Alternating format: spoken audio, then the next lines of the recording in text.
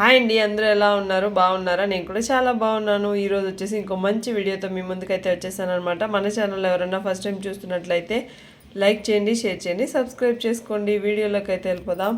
So ఏంటక్క ఇవన్నీ రాసేసి ఉన్నావు అనుకుంటున్నారా? ఈ వీడియో ఆల్రెడీ చేశానండి. సో అయినా వీడియో డిలీట్ అయిపోయింది. సో అందుకని మళ్ళీ చేస్తున్నాను. సో ఇది థర్డ్ టైం ఈ వీడియో చేయడము. ఏంటో ఈ వీడియో అస్సలు ఉండడం లేదు, నా ఫోన్లో డిలీట్ అయిపోతూనే ఉంది.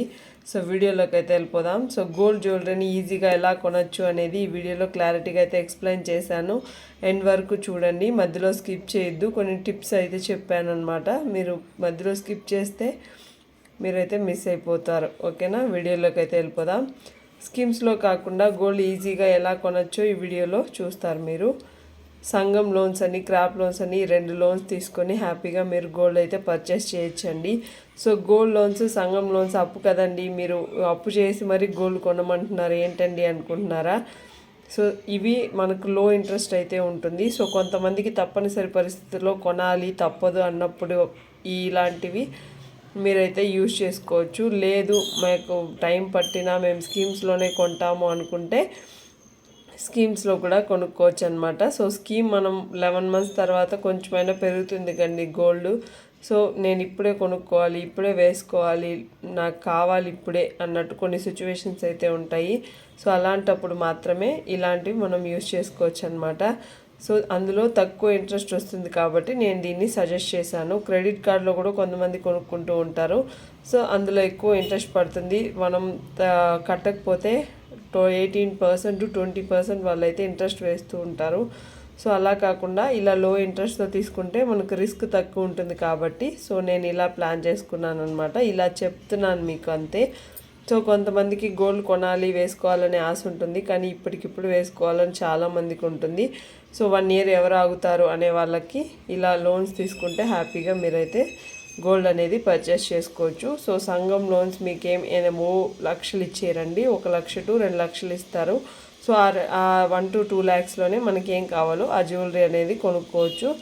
క్రాప్ లోన్ కూడా అంతే అండి, 1 to 2 lakhs ఇస్తారు. ఇయర్లీ 1 time రెన్యువల్ చేయాలి. సో ఆ రెన్యువల్ కరెక్ట్గా చేస్తే మీకు ఇంకోసారి కూడా లోన్ ఇచ్చే అవకాశాలు అయితే ఉంటుందన్నమాట. సో ఇలా ప్లాన్ చేసుకోండి. 1 year తర్వాత గోల్డ్ పెరుగుతుంది కాబట్టి సో గోల్డ్ కొన్నా మనం ఏం పెద్ద నష్టపోము. సో అలా పెరుగుతున్నప్పుడు మనకు అప్పు చేసైనా మనం గోల్డ్ కొన్నాము అనే ఒక ఫీలింగ్ అనేది ఉండదన్నమాట.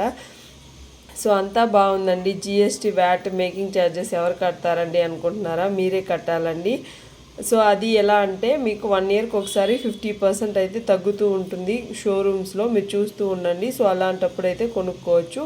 50% మీకు వ్యాట్, మేకింగ్ ఛార్జెస్ తగ్గితే హ్యాపీగా మీకు మనీ ఎక్కువ అయితే లాస్ అవ్వరు అనమాట. సో జిఎస్టీ అది కంపల్సరీ ఉంటుంది. స్కీమ్ కట్టినా ఉంటుంది, కట్టకపోయినా ఉంటుందన్నమాట. సో ఇలాగ వ్యాట్, మేకింగ్ ఛార్జెస్ తగ్గాలంటే మీరు ఈ ఆఫర్స్ గురించి తెలుసుకొని వెళ్ళి పర్చేస్ చేసుకోవాలి.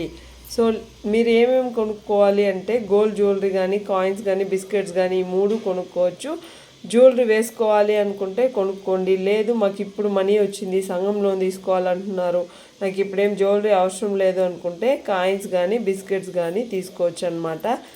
సో ఈ 2 తీసుకున్నా మీరు హ్యాపీగా నెక్స్ట్ గోల్డ్ పెరిగినప్పుడైతే అమ్మేసేయచ్చు. లేదంటే మీరు జ్యువెలరీ కూడా చేసుకోవచ్చు అనమాట.